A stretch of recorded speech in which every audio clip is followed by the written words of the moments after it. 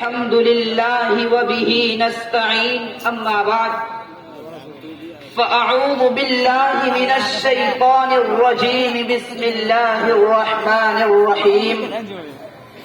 فلعلك باخع نفسك على آثارهم إن لم يؤمنوا بهذا الحديث أسفا صدق الله العظيم۔ کون کرتا ہے یہ دعویٰ کہ بڑی ہے دنیا، کون کرتا ہے یہ دعویٰ کہ بڑی ہے دنیا، میرے سرکار کے قدموں میں پڑی ہے دنیا۔ حضرات حکم مستحکم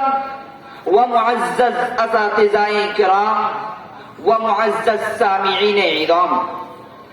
آج میں آپ حضرات کے سامنے اس جلیل القدر،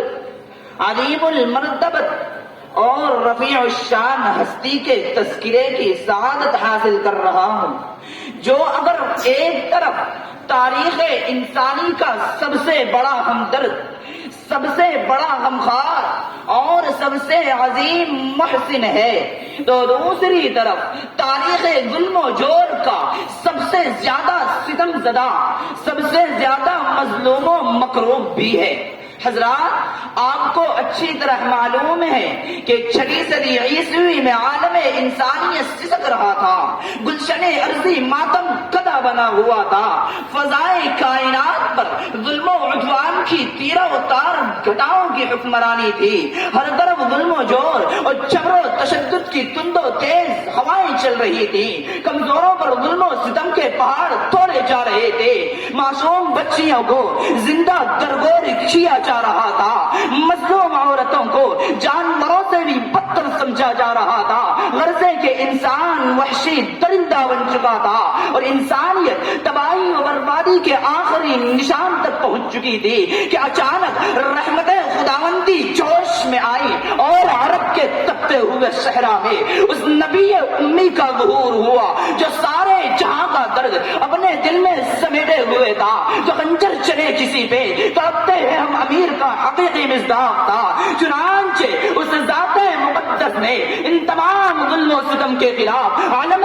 بغاوت بلند کیا، انسانوں کو صحیح راہ دکھانے کی کوشش کی، انہیں ضلالت کے اندھیروں سے نکال کر ہدایت کی روشنی میں لا کھڑا کیا، معصوم کلیوں کو مسکرانے کا حق عطا کیا، مظلوم عورتوں کو باعزت مقام دیا۔ حضرات، ایسی عظیم ہستی، ایسی مقدس ہستی اور ایسی پاکیزہ ہستی تو اس قابل تھی کہ اسے سینے سے لگایا جاتا، اسے پلکوں میں بٹھایا جاتا، اس کے پاکیزہ جذبات کا احترام کیا جاتا، مگر یہ خود غرض دنیا، انسانیت کی دشمن دنیا یہ کیوں کر برداشت کر سکتی تھی، اسے کیوں کر صبر و شکیبائی حاصل ہو سکتی تھی؟ چنانچہ یہ چرخ نیلی فام اس بات پر شاہد و عادل ہے کہ جب وہ عالم کا مسیحا، انسانیت کا غمخوار، یتیموں کا والی، غلاموں کا مولا، اس جہان رنگ و بو میں چلوا گر ہوا، اسی دم ظلم و جور اور جبر و تشدد کی آندھیاں چلنے لگی، بغض و عداوت کی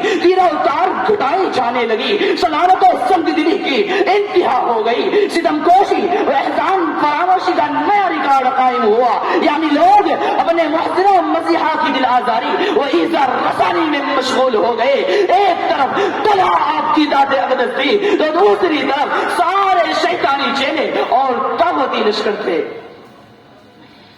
حضرات، کہ یہ تاریخ انسانی کی عجیب ستم ظرفی نہیں ہے،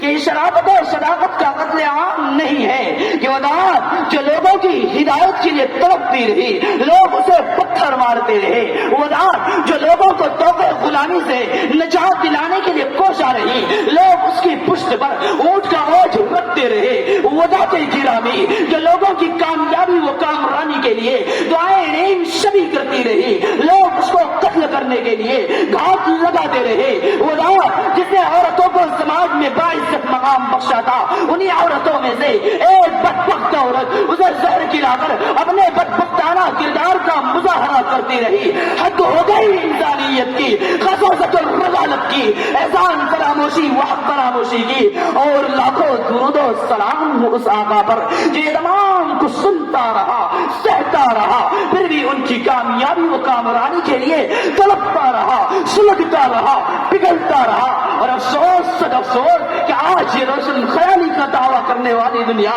خود کو مہذب کہنے والی دنیا، تہذیب نبی کے نام پر بے حیائی و بے غیرتی کو فروغ کرنے والی دنیا، اس محسن آدم پر طرح طرح کے الزامات و اتہامات کی یورش کر رہی ہے۔ اس لیے آج ہم پر واجب ہوتا ہے کہ ہم بھی ان کی آشفتہ سری کا مداوائے پہ ہم کریں۔ آج میں ان خوشہ چینوں اور احسان فراموشوں سے پوچھنا چاہتا ہوں کہ بتاؤ انقلاب دہر کا روح روا وہ کون تھا؟ باعث تخلیق ہستی کن فقا وہ کون تھا؟ وہ کہ ناتا جس کا خود خالق عرش عظیم، ایسا کامل اس جہاں میں اے زما وہ کون تھا؟ بتاؤ اے ظالمو بتاؤ، خاموش کیوں ہو؟ میں جانتا ہوں تمہارے پاس اس کا جواب نہیں ہے۔ سو تاریخ شہادت دیتی ہے کہ تمام چیزیں انسانیت کو اس محسن آدم سے ملی، آپ کے علاوہ کوئی نہیں جس کی طرف حقیقی طور پر ان کارناموں کو منسوب کیا جا سکے۔ بالآخر ہمیں بھی وہی کہنا پڑے گا